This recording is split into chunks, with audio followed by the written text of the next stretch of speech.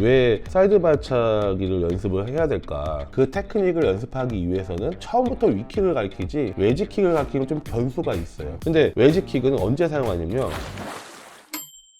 자, 안녕하세요 코치님. 네, 안녕하세요. Q&A 컨텐츠를 다시 한번 준비를 해봤는데요. 예, 예. 바로 한번 들어가 보시죠. 빠른 자유형의 박자는 손에 맞추는 걸까요? 발에 맞추는 걸까요? 발에 맞추려고 하면 손이랑 따로 노는 것 같은 느낌이 들고 손에 맞추려고 하면 발이 너무 느려지는 것 아닌가 싶습니다. 발차기만 죽어라 차다 보면 30초라는 벽을 넘어볼 수 있을까요? 50m 30초인가요? 그렇죠. 50m죠. 넘을 수 있고요. 근데 네. 넘으려면 일단 발차기가 잘 돼야 돼요. 네. 단거리에서 핵심은 빠른 발차기인데 보통 손이랑 다리랑 이제 박자를 맞출 때 손이 못해서 하는 경우는 거의 없어요. 그냥 발차기가 못 쫓아와서 박자가 안 맞는 경우가 많기 때문에 네. 이런 경우에는 손에 맞추는 것보다 발에 맞추는 게 더 효과적이에요. 그렇기 때문에 우리 선수들 같은 경우는요, 미니맥스라는 훈련법이 있어요. 네. 이 미니맥스가 뭐냐면 발차기는 최대한 빠르게, 손은 최대한 천천히. 발차기 속도가 느리다면요, 팔이 돌아가는 속도를 맞추지를 못해요. 그래서 팔을 천천히 하면서 발차기를 최대한 빨리 하는 그런 방식의 훈련 방법이 있어요. 팔이 빨라지고 싶다. 그러면 발차기가 빨라지면은 자연스럽게 팔이 빨라지게 되죠. 그러면 간단하게 자유수영 갔을 때 뭐 이런 식으로 한번 해봐라 라고 예. 얘기해 주실 수 있는 게 있다면요. 예, 일단 장거리 수영 말고 지금 우리가 단거리 수영을 얘기하는 거죠. 처음 출발을 해서요, 발차기를 먼저 차보세요. 발차기를 먼저 차다가 한 10m, 15m 지나가서 그때 발차기를 유지하면서 손을 돌리는 방법을 하신다면은 네. 좀 더 타이밍을 맞추는 데 효과적이에요. 여기서 포인트가 있어요. 네. 발차기를 차다가 손을 돌렸는데 발차기가 갑자기 또 느려지면은 효과가 없겠죠. 발차기를 유지하면서 팔을 돌릴 수 있냐 없냐가 핵심 포인트예요. 평영, 저병, 영법 진행 시 천천히 몸이 가라앉아 있다는 느낌 없이 진행할 수 있는데 빠른 박자로 평영을 하거나 저병을 하면 상체는 위에, 엉덩이는 아래에 가라앉아 있다는 느낌이 강하게 듭니다. 이건 타이밍의 문제일까요? 빠른 영법을 진행하는 기술이 문제일까요? 그것도 아니면 그냥 코어가 못 받쳐주는 걸까요? 선수들 영상은 아무리 봐도 엉덩이가 수면에 찰싹 붙어 있던데요. 결론부터 얘기하면요, 기술의 문제예요. 저병 같은 경우가 체력이 약해지면서 점점 지치면요, 중심이 이제 뒤로 가게 되죠. 빨리를 하든 천천히 하든 중심을 앞으로 이동시켜줘야 되는데 천천히 할 때는 그게 되는데 빨리 할 때 안 된다. 그거는 거의 대부분이요, 천천히 할 때는 중심을 이동시킬 수 있는 충분한 시간이 있었다면은 빨리 할 때는 중심을 이동시키지 않고 다음 동작을 하기 때문에 그런 현상들이 많이 나타나요. 저병하고 평영은요, 아주 길어봤자 200m 가는 거예요. 그래서 중심을 앞으로 이동시키는 걸 먼저 습득을 하신 다음에 그 다음에 단거리로 가셔야지, 중심을 빨리 한다고 해서 중심이 계속 뒤에 있으면은 그 테크닉은 계속 비효과적인 테크닉이 될 수밖에 없어요. 영법에 관해 질문드립니다. 자유형 시 더 편안한 호흡을 위해 사이드킥 연습을 할 땐 골반을 아예 열어서 연습을 하는데 그냥 자유형 롤링 할 때는 골반이 그렇게까지 많이 열어지진 않는데 사이드킥처럼 차면 저항을 많이 받을 것 같은데 열어줘야 하나요? 정말 많이 받는 질문 중에 한 가지고, 왜 사이드 발차기를 연습을 해야 될까? 실질적으로 보면은 그렇게 수영하지는 않는데, 먼저 로테이션 종류를 한번 생각을 해볼 필요가 있어요. 네. 우리가 힙 드리블이라는 게 있고요, 네. 그 다음에 바디 드리블이라는 게 있고 숄더 드리블이라는 게 있어요. 네. 힙 드리블은 힙까지 롤링을 하는 거를 얘기해요. 바디 드리블은 힙은 잡아주고 몸만 회전하는 방식을 얘기하고요. 숄더 드리블은 복근까지 잡아주고 가슴으로만 롤링을 하는 방식인데 거의 단거리에서 많이 사용을 하죠. 네. 사이드 발차기는 거의 힙 드리블이죠. 사이드 발차기 하는 이유 중에 이제 대표적인 두 가지 이유는요, 첫 번째가 발차기의 다양한 각도에서 연습하기 위해서, 두 번째가 측면 자세를 연습하기 위해서예요. 왜냐하면 자유형은 플랫하게 하는 종목이 아니라 어쨌든 회전을 하면서 가는 종목이기 때문에 측면 자세를 연습하기 위해서 이제 하는 방식이에요. 사이드 발차기 자세를 잡게 되면은 먼저 어떤 효과가 있냐면 호흡하기가 편해지죠.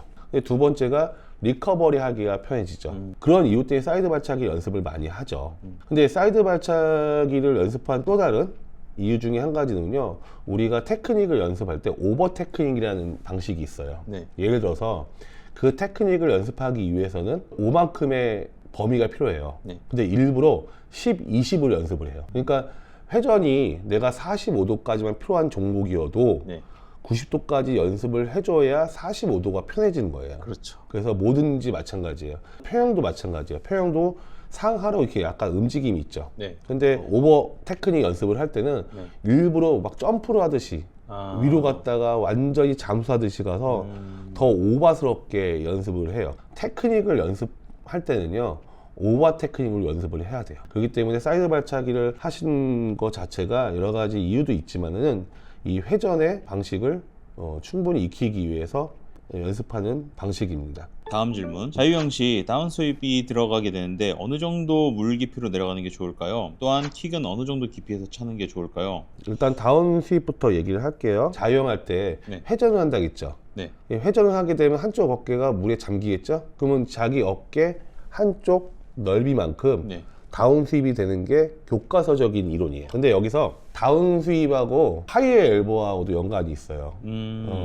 하이의 엘보는 지난 시간에 얘기한 것처럼 많은 유연성이 필요하죠. 그래서 다운 스윕을 작게 하고 바로 하이 엘보를 하게 되면은 좀 더 효과적인 방법이 되겠죠. 근데 유연성이 없으면 안 되죠. 그렇죠? 안 되죠. 그래서 유연성이 없는 분들은요, 네. 내가 자연스럽게 하이 엘보를 할 수 있는 그 시점, 여기서 바로 할 수 있는 분이 있고요. 네. 여기서 할 수 있는 분이 있어요. 그러니까 내가 어디까지 다운 스윕을 해야 되냐, 네. 그거는 바로 내가 하이 엘보를 편안하게 할 수 있는 지점이에요. 킥의 폭은 어느 정도 돼야 된다고 생각하세요? 본인이 어떤 영법을 구사하고 싶느냐에 따라서 구별이 좀 되지 않을까요? 예, 맞습니다. 예, 구별이 되고요. 일단 첫 번째는요, 킥은 폭은 작을수록 좋아요. 근데 너무 작으면 추진력이 네. 발생하지 못하죠. 네, 그렇죠. 그래서 발목의 유연성이 중요한 거예요. 발목의 유연성이 좋으면 작은 폭으로도 충분히 추진력을 발생시킬 수 있죠. 폭이 크면 클수록 뭐가 증가할까요? 저항이 증가를 하죠. 예, 내가 힘을 많이 쓰지만 그만큼 저항이 증가하니까 상쇄하게 돼요. 네. 여기가 머리고 여기가 이제 몸통이라면은 이렇게 회전하면서 갈 거 아니에요? 네네네. 예, 킥의 깊이는 발목 정도까지만 물 밖으로 나오고 네. 나머지 내 몸통 폭에서 노는 게 가장 좋은 킥이라고 얘기할 수 있어요. 배영은 자유형 킥과 반대 포지션인데 자유형 킥에 업킥 때 쓰이는 엉덩이와 햄스트링, 다운킥 때 쓰이는 대퇴가 그대로 반대로 쓰이나요? 95% 이상 같은 근육을 사용해요. 왜냐하면 추진력을 발생시키는 네. 그 지점이 네. 찰 때잖아요. 그렇죠? 네. 그러면 자유형을 차면 다운킥인 거고 네네. 배영을 차면 업킥이죠. 업킥이죠. 네. 근데 몸통도 변했기 때문에 네. 그거는 같은 근육을 사용하죠. 근데 배영킥하고 자유형킥하고 조금 차이는 있어요. 네. 배영킥이 좀 더 코어 활성도가 높아져요. 그래서 예. 자유형킥보다 배영킥이 빠른 경우가 상당히 있어요. 내 코어까지 같이 활용하기 때문에 좀 더 파워가 강해지는 경우가 있습니다. 평형 시 아웃스윕의 정확한 역할이 뭔가요? 킥에선 생활체육 사람들은 11자 킥처럼 무릎을 외지처럼 벌리고 다리는 웹킥처럼 차는데 이것의 장단점은 무엇일까요? 일단은 아웃스윕. 모든 동작은 추진력이죠. 수영은. 혹은 추진력을 위한 준비 동작으로 활용하는 영법도 있고요. 그 다음에 바로 추진력으로 활용하는 사람도 있어요. 아웃스윕이 이제 밖으로 빠지는 동작이잖아요. 그냥 단순하게 스컬을 하는 선수가 있고요. 네. 이 동작도 추진력을 이용하기 위해서 손목을 약간 꺾어서 이런 식으로 하는 경우도 있어요. 이렇게 단순하게 피는 선수들은 네. 바로 인스윕할 때 강한 추진력을 얻기 위한 거고 준비 동작이죠. 아웃스윕할 때조차도 내가 손목을 살짝 꺾어가지고 스윕할 때는 이 동작 자체도 추진력으로 조금이라도 도움이 되게 하는 건데 네. 이게 평형 손 동작이 네. 이게 되게 다양한 거 아세요? 교과서적인 얘기는 있어도요, 네. 사람마다 달라요. 예를 들어서 일본 선수들이 많이 하는 방식은 아웃스윕 할 때 네. 이 겨드랑이까지 같이 회전을 시켜요. 저는 개인적으로 이 방식을 가장 좋아하거든요. 네. 또 미국 선수 중에서 파워가 좋은 선수는 네. 아웃스윕 할 때 네. 그냥 팔을 펴가지고 돌리는 경우도 있어요. 어떤 게 더 효과적이다? 그렇게 얘기를 할 수 없어요. 네. 이유가 뭐냐면요, 평형은 이 손동작에서 얻는 추진력도 중요하지만은 전체적인 타이밍이 더 중요해요. 그래서 손동작에서 아웃스윕에서 조금 손해를 보더라도 전체적인 동작에서 이익을 본다면 그 동작이 맞는 거예요. 예를 들어서 팔에서 100% 내가 추진력을 얻고 싶다. 그러면 이 동작보다는 이 동작이 더 빠르겠죠. 네. 팔로만 한다면은. 네네. 하지만 이 동작으로 수영을 하게 되면 전체적인 평형에서는 손해를 보기 때문에 네. 예, 당기는 동작보다 휘어젓는 동작이 더 많겠죠. 네. 그래서 평형 8만큼은 어떤 모양으로 배우는 것보다요, 물을 스커라는 느낌으로 배워야지 그 모양으로 배우게 되면 본인 걸 만들지를 못해요. 평형 선만큼은 정답을 내리기가 예. 상당히 힘들지만 저는 개인적으로는 모든 거는 추진력하고 연관이 있기 때문에 그래도 당기는 동작 없이 휘어저으면서 추진력을 발생시킬 수 있는 방법으로 가야 된다라고 이제 정리를 할 수 있을 것 같아요. 킥으로 한번 넘어가 볼까요? 위킥과 외지킥의 차이점이 뭐냐면, 위킥은 다리를 모았을 때 이렇게 W자가 되는 걸 위킥이라고 하고, 네. 외지킥은 이렇게 반대로 되는 네. 걸 외지킥이라고 해요. 많이 쓰지 않나요? 많이 쓰는데 네. 두 가지 형태로 쓰진 않고요. 네.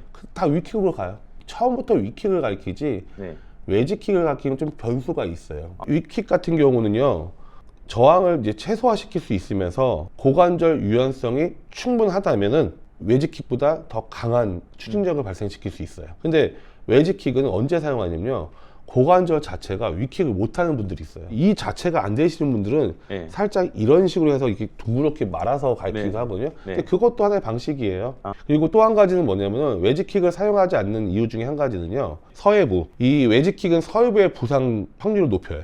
오히려 위킥보다 외지킥이 부상이 많이 발생돼요. 저는 약간 어쨌든 윗킥 같은 경우는 짧고 강하게 딱 치니까 그런 차이가 있나라고. 정확하게 맞아요. 두 번째 얘기할 게 그거예요. 위킥이 뭐냐면요, 이렇게 찾아요. 네네. 그 여기서 돌리는 방식이 아니라 바로 차는 방식이잖아요. 그렇죠? 네. 그 방식이 가장 강한 추진력을 발생시켜요. 그래서 정리해서 얘기하면요, 아웃스윕은 분명히 역할은 추진력이에요. 그 다음에 위킥이 정상적인 방식이고, 유연성이 안 좋으신 분들은 외지킥도 좋은 선택 중에 하나가 될 수 있다라고 답을 할 수 있을 것 같습니다. 저병은 웨이브가 먼저라고 생각하시나요? 킥이 먼저라고 생각하시나요? 이건 너무나 당연해서 제가 답을 못 하겠어요. 웨이브 동작이 킥 동작이고요. 네. 킥 동작이 웨이브 동작이에요. 그렇죠. 네. 그렇기 때문에 웨이브가 먼저다, 킥이 먼저다? 요거는 조금 오해를 하신 것 같아요. 그래서 웨이브 동작에서 마무리를 짓는 게 킥인 거고, 그냥 몸통만 생각하면 웨이브겠죠. 네. 당연히 웨이브가 돼야 킥이 됩니다.